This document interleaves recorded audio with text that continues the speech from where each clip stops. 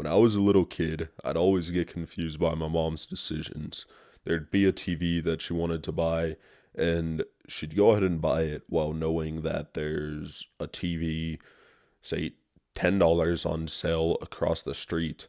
And I would be thinking, well, mom, when I want a shirt, and it's not on sale, you often say no, but if there's a shirt that's $10 on sale, you're always willing to buy it.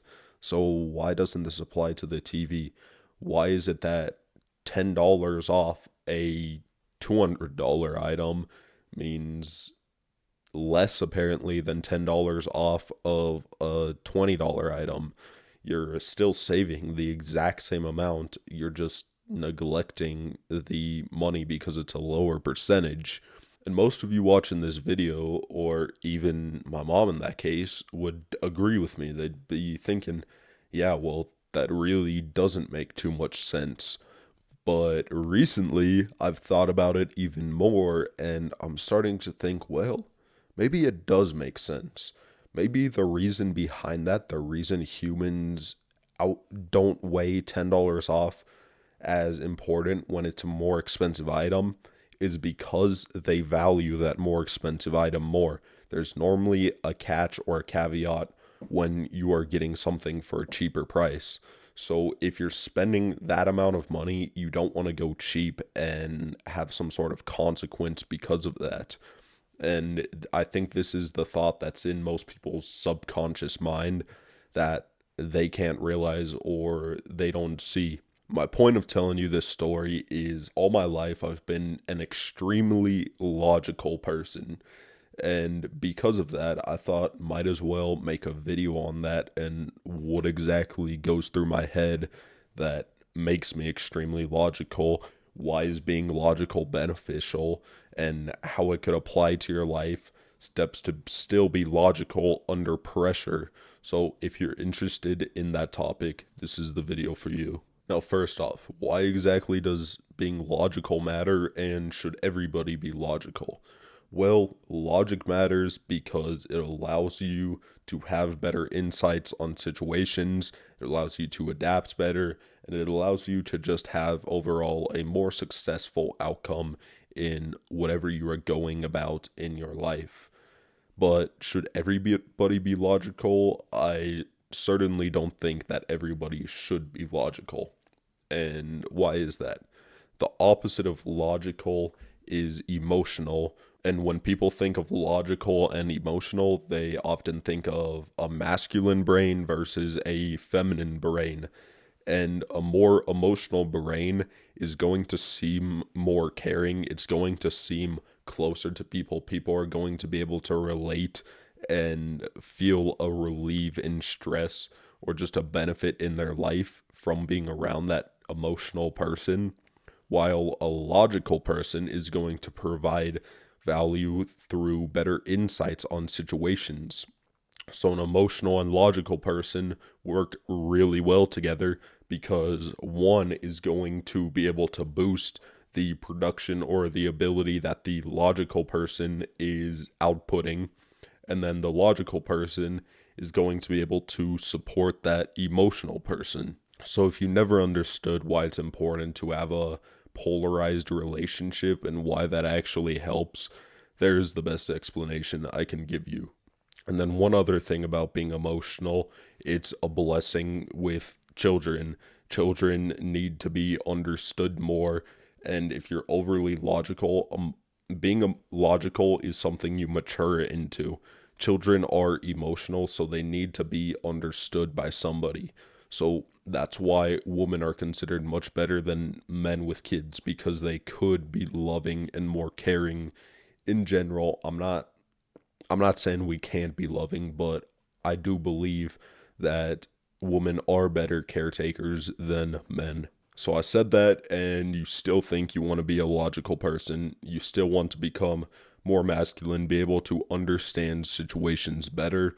So you continue watching this video, and now I'm going to give you the pillars that I refer to whenever I want to be in a more logical state, whenever I really want to think in depth. This is the order my brain normally goes in. The first step is asking yourself, does this actually apply? I'm going to be going through examples in a second, but what does this apply means is, does this actually directly impact the subject? Does it have effects on the subject we are thinking about? Or is it emotional? Is it Trojan horsed? Is it something that looks like it has an effect on it, but no, really it's just carrying another value that you don't have? This is something you see very often in politics, where they create some sort of emotional argument and then they Trojan horse it. They have this one thing on the side that actually is the real reason behind whatever policy they're trying to pass. The next thing you need to look at is, what are the direct effects? What are the effects that everybody could see in this? What is very obvious? And this is going to help you understand other people's point of views. So it's going to help you carry a more logical argument. And then the next thing is, what are the overlooked effects? What is actually intentional and what comes on the side of this? For good, there's bad. There's always pros and cons for everything. So you need to be able to understand and see the overlooked effects. It may be minimal, but you have to look for this before you agree to anything, because there's always something that goes on the side with whatever you are doing that other people likely do not see or do not understand. And then I have two more things for you. The next thing you need to ask is, does this have a significant effect? Is this worth the effort put into it? Because a lot of things sound good in general, but they're requiring way more effort than they're worth. And our biggest limitation is time. So if we're investing more time than the outcome is worth in something, then it's obviously not going to be a positive effect. We're better off investing in something more valuable. And then the final thing is, how exactly will this affect my values? You need to have very strong values and very set in stone values that you have analyzed a lot and understand exactly why you have those, and learn to never break those. Because a lot of times you'll go through this thought process, or you won't have time to be able to think about these steps. And the quickest way to react under pressure and be able to understand whether this is going to be a good or bad, whether this is something I should agree to, or whether this is Trojan horsed, or anything you could think of.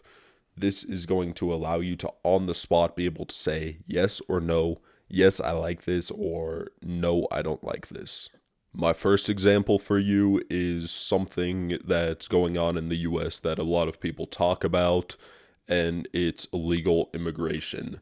Now, I'm going to real quick break down this process for you and explain what exactly goes through my head when I'm thinking about this. Does this apply?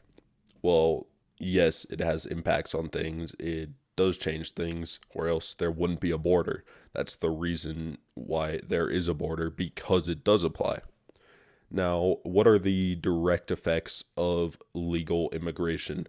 There's two things. There's something that's seen as a pro, and there's something that seems like a con. Now, the pro is, well, we could get labor for cheaper. A lot of these people work for below minimum wage because they bring the money out of the US, which is where they have a much higher spending power for much less money. And then the other direct effect is, there's more crime.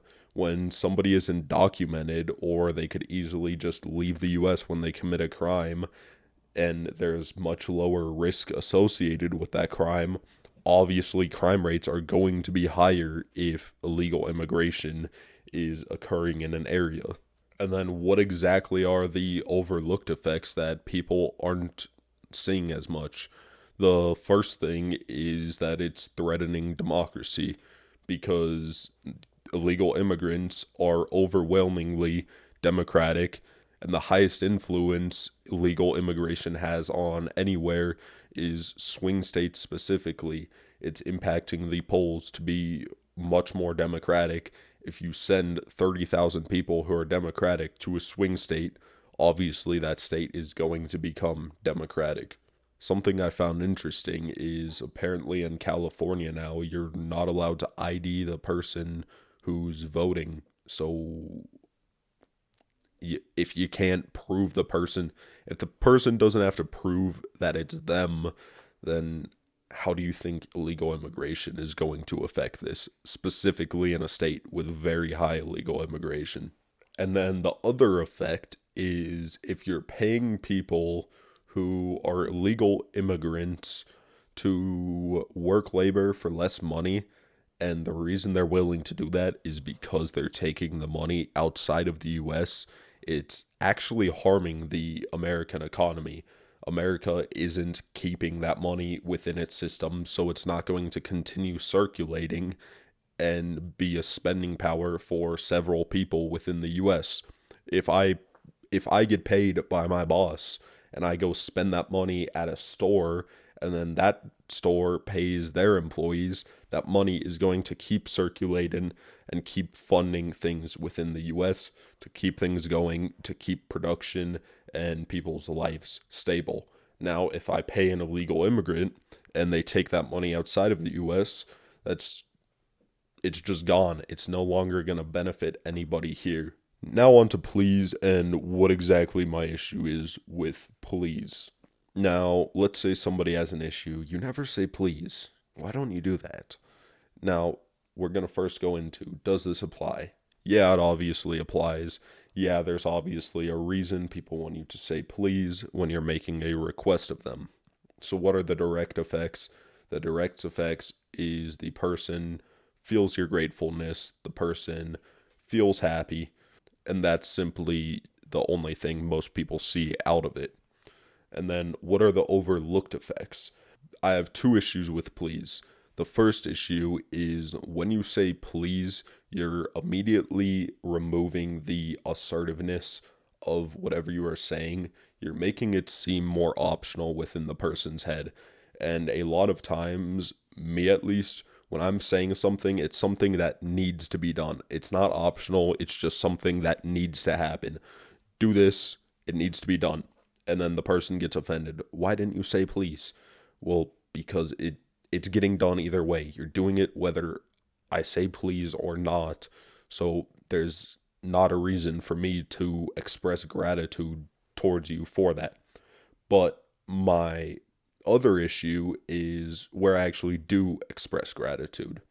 The other issue is you're giving the positive feedback loop before the action happens.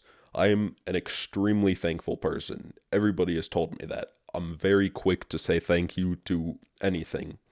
And why is that? Because it's a positive feedback loop for people who help you out, people who are doing good in the world. You want to thank because it's going to promote them doing more good in the world. But if you're saying please and you're providing that positive feedback loop before the action gets done, you're going to notice the people who have the biggest issue with you not saying please are specifically the people who procrastinate the most because they want the validation before they complete the task. And that's simply not something I'm going to give out to people. So maybe you learned something with please. Maybe you're going to start saying thank you a lot more and say please a bit less. What I recommend doing real quick is going through this process with a random topic that you could think of and really see if your brain is fit to make out a logical argument. And if it's not, it's just something you need to practice. It's just something you need to keep in your head and do more and more and more because we could always improve. As lifelong learners, Perspicacity is our grindstone for success. Keep on grinding, boys.